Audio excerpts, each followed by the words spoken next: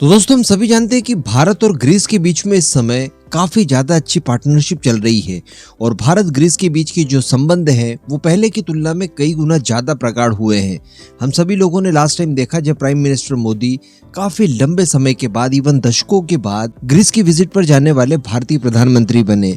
हम दोनों देशों के बीच में व्यापारिक संबंध तो सुधरे ही हैं, लेकिन यही संबंध अब मिलिट्री लेवल तक पहुंच चुके हैं। दोनों देशों के बीच में ज्वाइंट एक्सरसाइज होने लगी है। उनकी फोर्सेस हमारे यहाँ आती है, हमारी फोर्सेस उनके वहां जाती है और टर्की पाकिस्तान के नेक्सस को तोड़ने के लिए भारत और ग्रीस के बीच में एक नेचुरल सा गठबंधन बनने लगा है। दोनों देशों की प्रॉब्लम सेम है, दोनों देशों की विचारधारा सेम है।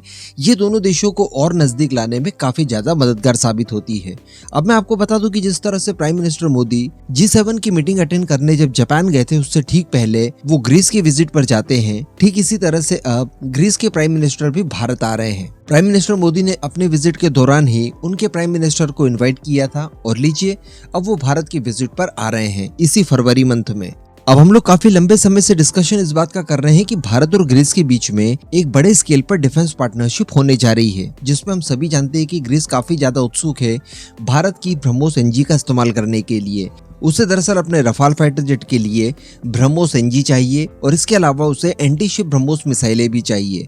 कुछ समय पहले ये खबरें भी निकल कर आई थी कि ग्रीस की नेवी के द्वारा ऑफिशियली भारतीय नेवी से ब्रह्मोस मिसाइलों को लेकर बातचीत भी की गई। इनकी परफॉर्मेंस वगैरह को लेकर एक विस्तृत डाटा भी मांगा गया। इसके अलावा दोस्तों हम सभी जानते हैं कि भारत द्वारा जो अस्त्रा मिसाइल बनाई गई है उसका इंटीग्रेशन भी अब रफाल वगैरह में पॉसिबल है, तो इसके लिए भी भारत और ग्रीस के बीच में बातचीत हो रही है। इसके साथ साथ ग्रीस के लिए सबसे बड़ी प्रॉब्लम वाली बात इस समय बना बैठा है टर्की द्वारा इस्तेमाल किए जाने वाला S-400।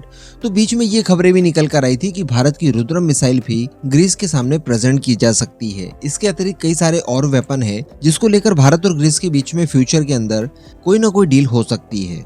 लेकिन दोस्तों इसी बीच एक और खबर निकल कर आ रही है। ग्रीस के कुछ मीडिया हाउसेस के द्वारा इस खबर को प्रकाशित किया गया है कि ग्रीस के पास जो मिराज 2000 फाइटर्स हैं, जो कि उन्होंने रफाल के आ जाने के बाद वर्ष 2022 में डीकमीशन कर दिए हैं, उनको लेकर वो भारत से बातचीत करने जा रहे हैं और संभवतः भारत इन्हें खरीदने में इंटरेस्टेड भी है। ये काफी अच्छी कंडीशन में है। वैसे तो 1985 में ये बने हुए हैं और वर्ष 2022 तक ये डीकमीशन किए गए, तो एक लंबे समय तक इन्होंने अपनी सेनाएं ग्रीस की एयरफोर्स को दी, लेकिन इसके बावजूद भारत इन्हें खरीदने में इंटरेस्ट दिखा रहा है। ये कुल 18 की संख्या में है और बताया जा रहा है कि इन्हें डीकमीशन कर देने के बाद भी अच्छी कंडीशन के साथ व्यवस्थित तरीके से ही स्टोर करके रखा गया है। तो जब ग्रीस के प्राइम मिनिस्टर भारत की विजिट पर आएंगे उस दौरान इनको लेकर संभवतः कोई बातचीत हो सकती है, कोई डील हो सकती है।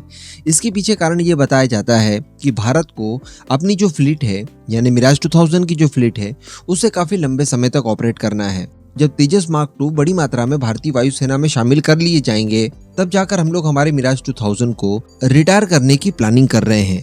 कहने का मतलब वर्ष 2035 तक हर हाल में हमें मिराज 2000 की आवश्यकता पड़ेगी, क्योंकि ये हमारे लिए काफी जाना माना और भरोसेमंद नाम है और मल्टी रोल वॉरफेयर के लिए ये भारतीय वायुसेना की पहली पसंद में से एक है।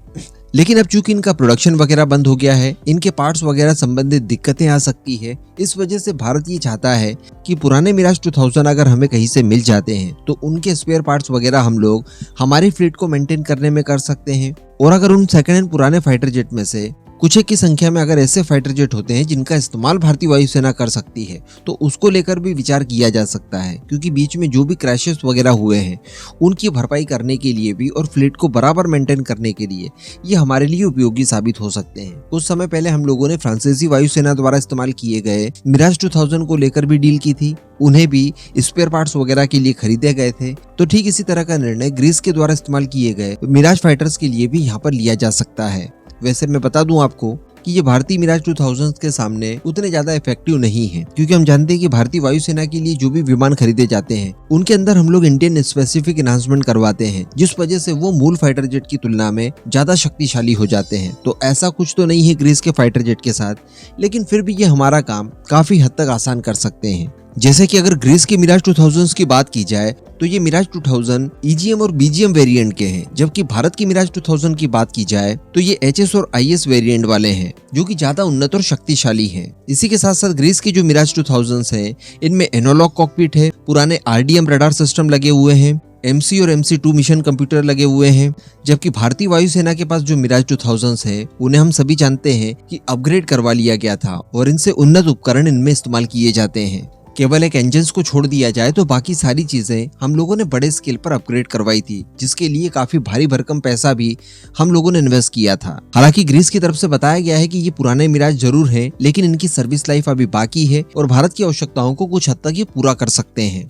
हालांकि भारत की आवश्यकता इस समय जो सबसे ज्यादा है वो ये है कि भारत को कम से कम 2 मिराज 2000 ट्रेनिंग पर्पस से चाहिए, लेकिन अभी तक खैर ये क्लियर नहीं हुआ है कि जो मिराज 2000 ग्रीस देने के लिए इच्छुक है उनमें कोई ट्रेनर वेरिएंट है भी या फिर नहीं। लेकिन इसके बावजूद अगर ये हमें मिलते हैं तो डेफिनेटली इनको खरीदना चाहिए और भारतीय वायुसेना एक्चुअली इन्हें खरीद लेगी, क्योंकि पार्ट्स वगैरह और लॉजिस्टिक वगैरह को लेकर कोई भी दिक्कत इनके बाद हमें नहीं जा सकती। और हमें ये भी नहीं भूलना चाहिए कि इसी तरह से पुराने F-16 के लिए पाकिस्तान द्वारा ग्रीस को ऑफर किया गया था, लेकिन ग्रीस ने भारत के साथ अपनी दोस्ती को देखते हुए पाकिस्तान को अपने पुराने F-16 देने से इनकार कर दिया था। तो इन सारी चीजों का मिला जुला कर निष्कर्ष ये निकाला जा सकता है कि भारत और ग्रीस के बीच में ये डील संभवतः हो सकती है, और अगर होती है तो ये भारत को हर हाल में फायदा ही देगी।